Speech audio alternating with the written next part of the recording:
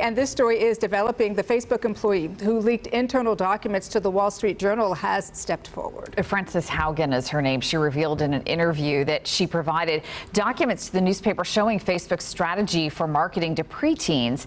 Haugen worked as a product manager on Facebook's civic misinformation team, and she said the company chose to make decisions in the company's best interest despite its impact on the public. Haugen will testify before a Senate subcommittee about the company's research into that issue. That will happen tomorrow. Well, on Friday, Facebook was grilled during a Senate hearing about Instagram's impact on young people's mental health. Lawmakers on both sides say the social media giant downplayed its own research on how their apps impact young kids' mental health. A recent Wall Street Journal report says Facebook was aware of the negative impact that Instagram has on teenage girls. The report is causing a lot of concern for parents who are worried about how social media plays a role on their child's mental health. And joining us right now with some good advice for parents on how to protect young people is our good friend, Dr. Salma Elfaki with Nona Pediatric Center. Good to see you. How are you, Doc? Hey, Amy, good to see you again. So not only are you a doctor, you're also a parent, right? So we all look at this, right, and we think, oh, gosh, what are we doing to our children? Knowing that we didn't grow up, right, being subjected to this type of social media, what are some of your fears and concerns? I see effects of, or negative effects of social media in my practice. There are a lot of dangers out there. There's a global mental health crisis in our kids in this generation. And I attribute to social media as being part of the problem. So kids are being bullied online. Their pictures are being altered. And the kids may end up engaging in not knowing in child pornography by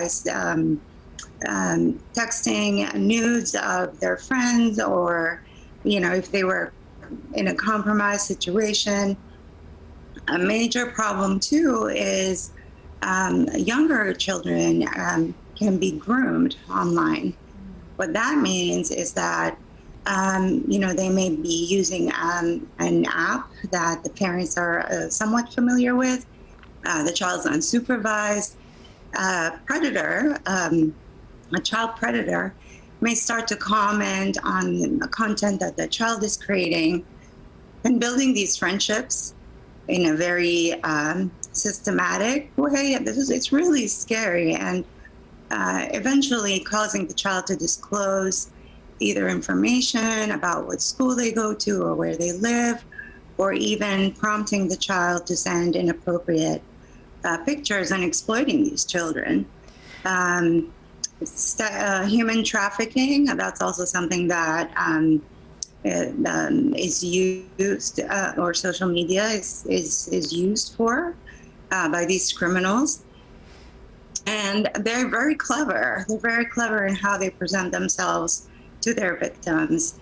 Anybody can pose as anyone.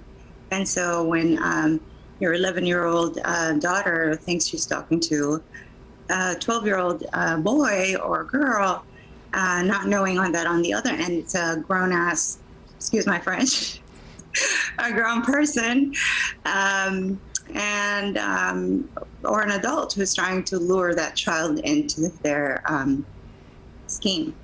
Well, Doc, the other concern I think a lot of parents have is addiction to these social media websites, right? How much time they're spending on TikTok and Instagram, and how it really just kind of sucks these kids in and they can't break away from it.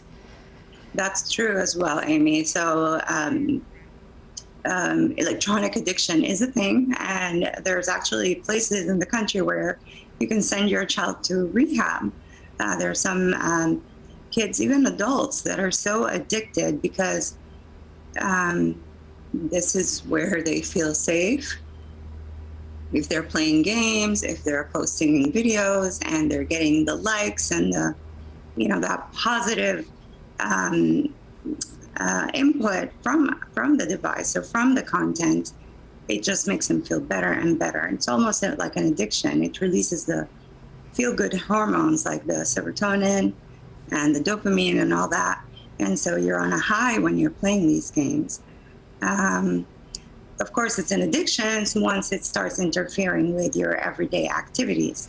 For kids, whether it's their family time, their homework, other household responsibilities.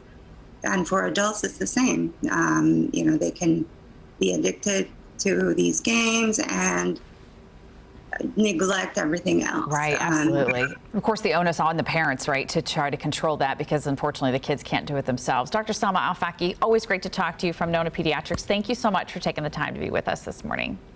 Thank you. Take care. A good one. Bye. You too. Bye. All right, well, coming up, most people say they know what they want for Christmas this year. Well, we're going to tell you what that want is and why it may help you avoid holiday crowds this year as well. That and more coming up when we come